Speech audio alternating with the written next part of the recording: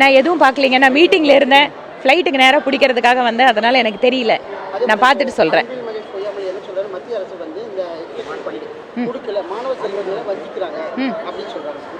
இதை ரொம்ப நாள் அதை வந்து சொல்லிட்டு இருக்காங்க. ஏன் வந்து அந்த கல்விக்கான நிதி அப்படிங்கிற விஷயத்தை இவங்க கேட்கறதும் மத்திய அரசு அதற்கான சொல்ற பதில ஏதோ புதுசா இல்லை. இது பாராளுமன்றத்துக்குள்ளேயும் சொல்லியிருக்காங்க, வெளியிலையும் சொல்லியிருக்காங்க.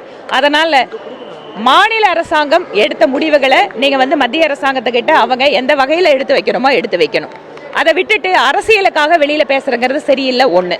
ரெண்டாவது, தமிழக கல்வித்துறை, குறிப்பாக பள்ளி கல்வித்துறை, இன்னைக்கு எத்தனையோ பள்ளிகள்ல நம்ம பார்த்துட்டு இருக்கோம். நீங்க ஊடகங்கள் சொல்றீங்க பள்ளி வகுப்புகளுக்கு அவங்க வந்து வகுப்பு இல்லாம மரத்தடியில படிக்கிற சூழலும், இன்னைக்கும் கழிப்பிடங்கள் வந்து இல்லாம இருக்கிற சூழலும். ஏன் என்னோட தெற்கு சட்டமன்ற தொகுதியில எவ்வளவோ இடங்கள்ல ஸ்கூல்ல வந்து டீச்சர்ஸ் கிடையாது. நான் போகும்போது அவங்க ஸ்கூல்ல இருக்கிற என்ன கேட்கறாங்க, நாங்க வந்து ஸ்கூல்ல டீச்சர்ஸ் எம்ப்ளாய் பண்றதுக்கு நீங்க எங்களுக்கு சப்போர்ட் பண்ண முடியுமான்னு கேட்கறாங்க. இன்னைக்கு நிறைய பள்ளிகள்ல ஆசிரியர்கள் பற்றாக்குறை மிக மிக கடுமையா இருக்கு. இதனால பள்ளி கல்வித்துறையில மாணவர்களுக்கு சரியான வேகத்தில் ஆசிரியர்கள் கிடையாது. ஆசிரியர்களை இவங்க தேர்தல் அறிக்கையில் என்ன சொன்னாங்க, ஆசிரியர்களுக்கு கொடுத்த வாக்குறுதிகள் எல்லாம் என்னாச்சு? இன்னைக்கு 4.5 வருஷம் ஆகி கூட பள்ளி கல்வித்துறையில ஆசிரியர்களுக்கு கொடுத்த வாக்குறுதியை இந்த அரசு நிறைவேற்றல. ஆனா இந்த கேள்விகள் எல்லாம் கேட்கும் போது உடனே மத்திய அரசு பணம் கொடுக்கலங்கிற ஒரே ஒற்றை வார்த்தையில வந்து சமாளிச்சிட்டு இருக்காங்க. அது உண்மை அல்ல.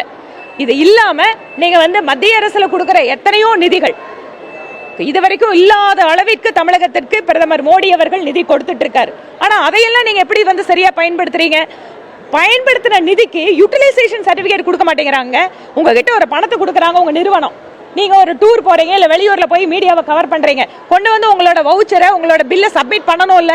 அந்த மாதிரி தமிழக அரசுக்கு மத்திய அரசு கொடுக்கின்ற கோடிக்கணக்கான ரூபாய்களுக்கு பயன்படுத்தப்பட்டதற்கான ரசீது கொடுக்காததால் மத்திய அரசாங்கத்தினுடைய நிர்வாகத்தில் இருக்கிறவங்க நீங்க இதை கொடுத்தா மட்டும்தான் அடுத்த கட்ட நிதி அப்படின்னு சொல்றாங்க. உடனே என்ன பண்றாங்க, வேண்டும் என்ற தமிழகத்தை வஞ்சிக்குது அப்படிங்கிற வழக்கமான ஒரு பல்லவியை பாடிட்டு இருக்காங்க. அதனால் அவர் சொல்லதுல எந்த உண்மையும் கிடையாது.